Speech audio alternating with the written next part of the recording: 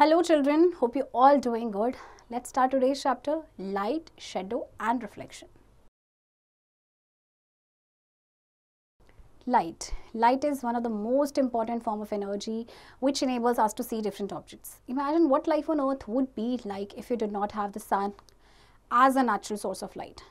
The light enables us to see the things around us. Primitive man was left in darkness once the sun went down. Only natural sources like the moon and stars used to light the sky. This was till fire was discovered. The discovering of fire gave men a new source of light. Today we use a wide variety of man-made sources of light. देखिए light आपका एक important form of energy जिसकी वजह से हम objects को देख पाते हैं, है ना। और जो आपका सन एक नेचुरल सोर्स ऑफ लाइट है।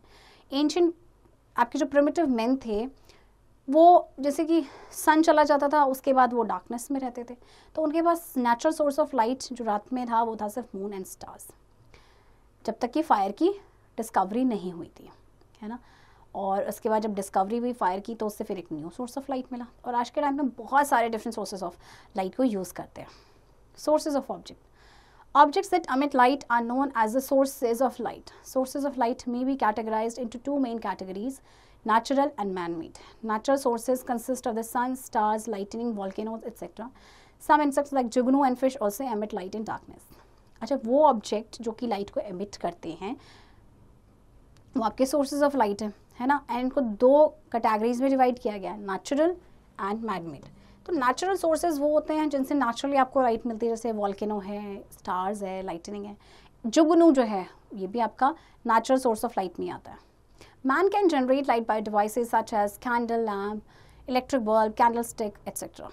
और जो है हम लाइट को जनरेट कर सकते हैं इलेक्ट्रिक बल्ब से, कैंडल स्टिक से, राइट। तो ये सारे आपके क्या है, मैन मेड सोर्सेज हैं। Speed of light. Light travels faster than any other object we know of. In ancient days, it was tough to measure the speed of light, but now it has become possible to measure the speed of light not only air, but also in other media such as glass, water, etc. The speed of light is 3100 km per second. Light जो है किसी भी चीज़ से faster travel करती है। पहले के time पे जो लाइट की स्पीड है उसे मेजर करना ईजी नहीं था, बट आज हम जो है लाइट की स्पीड को एयर में तो मेजर कर ही सकते हैं, साथ ही साथ ग्लास एंड वाटर में भी। सो जो लाइट की स्पीड है वो आपके पास है, देखिए। Did you know light takes 1/8 of a second to go from one end of the earth to a diametrically opposite end. देखिए लाइट को 1 सेकेंड का 1/8 टाइम लगता है एक एंड से ऑपोजिट एंड में जाने के लिए। Luminous and non-luminous object. The objects that emit their own light are known as luminous objects. Example: sun, stars, oil lamps, candle, etc. Objects which shine with the light of other luminous objects and have no light of their own are called non-luminous object. तो देखिए वो object जो अपनी खुद की light को emit करते हैं ल्यूमिनस ऑब्जेक्ट होते हैं, जैसे कि सन, स्टार्स या oil lamps.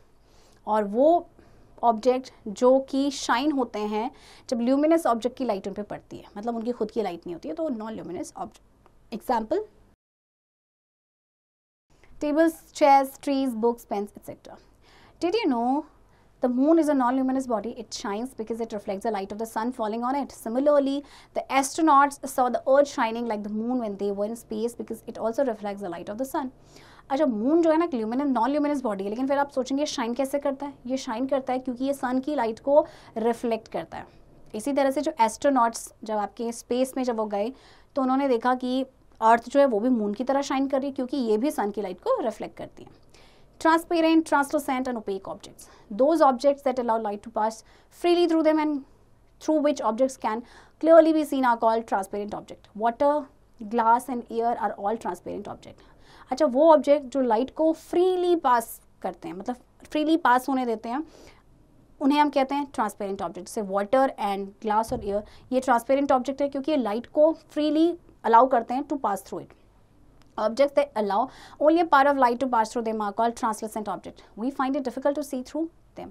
Ground glass, oily butter paper, muddy water are the examples of translucent object. अब जो translucent object क्या होते हैं, वो सिर्फ लाइट के कुछ पार्ट को ही अलाउ करते हैं कि वो उससे पास हो। फॉर एग्जाम्पल आपके ऑयली वाटर पेपर है या मडी वाटर है, ये आपके ट्रांसलूसेंट ऑब्जेक्ट्स एग्जाम्पल है। Objects that do not allow any light to pass through them are called opaque object. Wood, steel, stone are the examples of opaque object. और वो object जो light को पास ही नहीं होने देते हैं उन्हें हम कहते हैं opaque objects, राइट। और इनके एग्जाम्पल्स हैं आपके वुड, स्टील एंड स्टोन। आप देखेंगे तो इनके पार देखना बड़ा मुश्किल होता है। How does light travel? Light travels in a straight line. If we look at the table lamp through a small pipe, we find bulb rays entering straight into the pipe and reaching our eyes. But if we bend the pipe gently and try to look at the lamp, we won't be able to see the lamp. This proves that light travels along a straight lines. Light हमेशा आपकी straight line में travel करती है. जैसे कि अगर आप एक पाइप के थ्रू इस टेबल लैंप को देखेंगे तो आपको नजर आएगा. आप थोड़ा सा उसको बेंड कर दीजिए इस तरह से, अब आपको वो नजर नहीं आएगा. क्यों? बिकॉज लाइट जो है आपकी हमेशा वो कहाँ ट्रेवल करती है? स्ट्रेट लाइंस में. Activity 16.1. Take 3 equal sized rectangular cardboard or thermocol pieces and keep them on top of one another.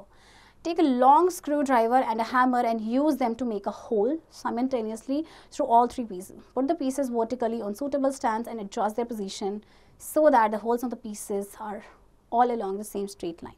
देखिए आपको 3 equal pieces लेने हैं कार्डबोर्ड के इस तरह से. ओके एक लाइन में आपने उनको रखना है स्ट्रेट लाइन में और उसमें होल को पियर्स करना है. Right. Take a lighted candle and place it such that its flame is just before the hole of the cardboard at one end. Look through the holes from the other end. You will be able to see the flame of the candle. The moment we disturb any one of the pieces even slightly, look at the flame of the candle. Can you see the flame of the candle? देखिए आपने क्या करना है, एक lighted candle को रखना है इस तरह से और इसके बाद आप देखेंगे तो आपको लाइटेड कैंडल नजर आएंगे. आप ये मेक श्योर कि जो आपके होल्स हैं वो एक ही लाइन में हो. अब आपको क्या करना है, इनका अरेंजमेंट थोड़ा सा डिस्टर्ब कर देना है. क्या आपको कैंडल लाइट दिखाई देगी? No, we cannot see the lighted candle flame from the other side. This shows that light travels only in a straight line. This property of light is called rectilinear propagation of light. Rectilinear propagation of light thus means that light travels along straight lines. अब जैसे ही आपने इनको disturb किया cardboard को, अब वो straight line में नहीं रहे, तो स्ट्रेट लाइन में नहीं रहेंगे तो आपको कैंडल फ्लेम नहीं दिखाई देगी. तो इससे क्या शो होता है? लाइट स्ट्रेट लाइन में ट्रैवल करती है. ये जो प्रॉपर्टी होती है लाइट की, इसे कहते हैं rectilinear propagation of light. Shadows.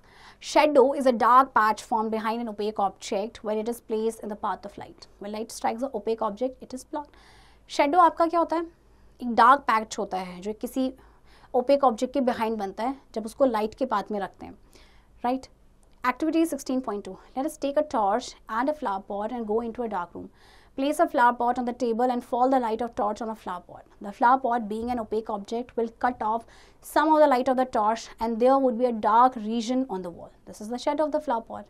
आपने एक टॉर्च लेना है, एक फ्लावर पॉट लेनी है और एक डार्क रूम में जाना है. फिर फ्लावर पॉट को आप टेबल पे रखेंगे, उस पर टॉर्च की लाइट आप डालेंगे. जो फ्लावर पॉट आपका ओपेक ऑब्जेक्ट है ये क्या करेगा? कुछ लाइट को कट कर देगा, है ना, और इसीलिए डार्क रीजन आपका बनेगा. तो जो शेडो होगा, ये जो डार्क आपका रीजन बना, that is the shadow of the flower pot. This size of a shadow depends on the comparative sizes of the object and position of the source of light. अब देखिए जो size होता है ना shadow का, वो depend करता है आपका किस पे, साइज क्या है ऑब्जेक्ट का, या पोजीशन क्या है सोर्स ऑफ लाइट की.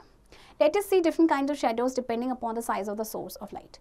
Point source of light. Consider an opaque object P and M be a point of source. No light reaches the screen in the area bounded by rays and it appears perfectly dark. Such a shadow where there is complete darkness is called the umbra. देखिए ऐसी shadow जहाँ पे complete darkness होती है उसे हम कहते हैं umbra.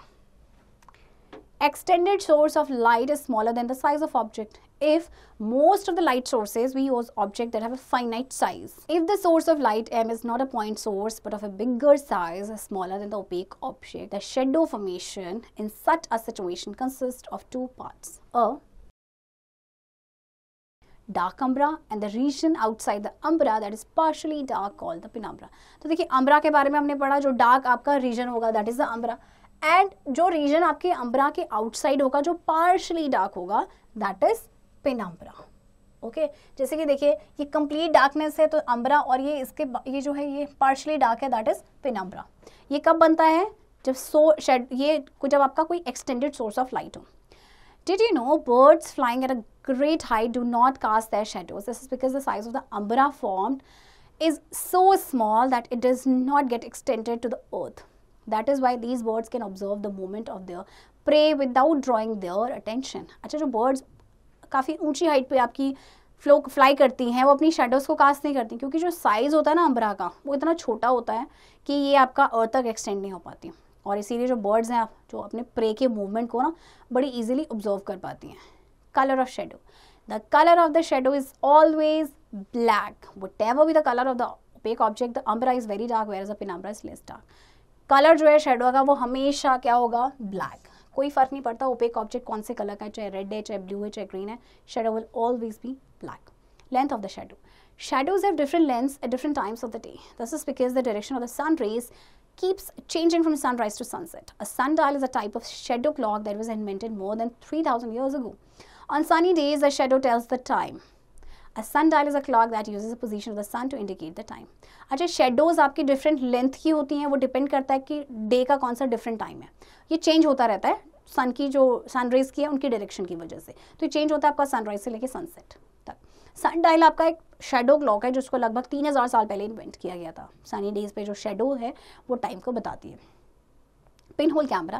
The pinhole camera is based upon the principle of the rectilinear propagation of light. It is a simple device that can form beautiful images of object on a screen. देखिए आपका जो pinhole camera है ये light के rectilinear propagation पे ही काम करता है और एक सिंपल सा डिवाइस होता है जो किसी भी ऑब्जेक्ट की ब्यूटीफुल इमेजेस बनाता है स्क्रीन पे. Activity 16.3.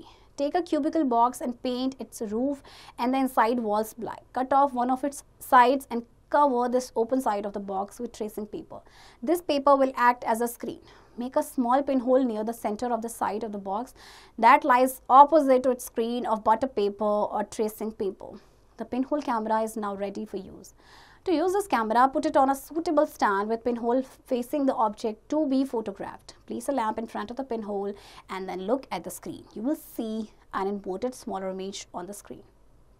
As seen in the diagram, this image is formed because light travels in a straight line. अच्छा, आपको देखिए पिन होल कैमरा बनाना है. किस तरह से देखिए क्या करेंगे आप. सबसे पहले क्यूबिकल बॉक्स लेंगे एंड उसके रूफ को आपने पेंट करना है और जो इनसाइड वॉल्स हैं ब्लैक. ओके, फिर आपने क्या करना है कि इसकी साइड्स को कट करेंगे, एक साइड को, और इस ओपन साइड को आप कवर करेंगे ट्रेसिंग पेपर के साथ. अब ये जो पेपर है आपका वो स्क्रीन की तरह एक्ट करेगा. एक छोटा सा पिन होल बनाना आपने बॉक्स के साइड के सेंटर में, जो कि आपका स्क्रीन के ऑपोजिट होगा. बटर पेपर या जो ट्रेसिंग पेपर आपने जो भी लगाया.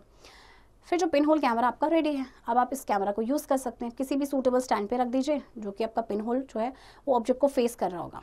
ओके, जिसकी आपको फोटोग्राफ चाहिए. फिर एक अपने लैंप को रखना है पिन होल के फ्रंट में एंड देन स्क्रीन में देखना है. आपको एक इन्वर्टेड इमेज नज़र आएगी, यानी अपसाइड डाउन नज़र आएगी और स्मॉलर इमेज नज़र आएगी. तो ये जो इमेज है आपकी बनती है because light travels in a straight line.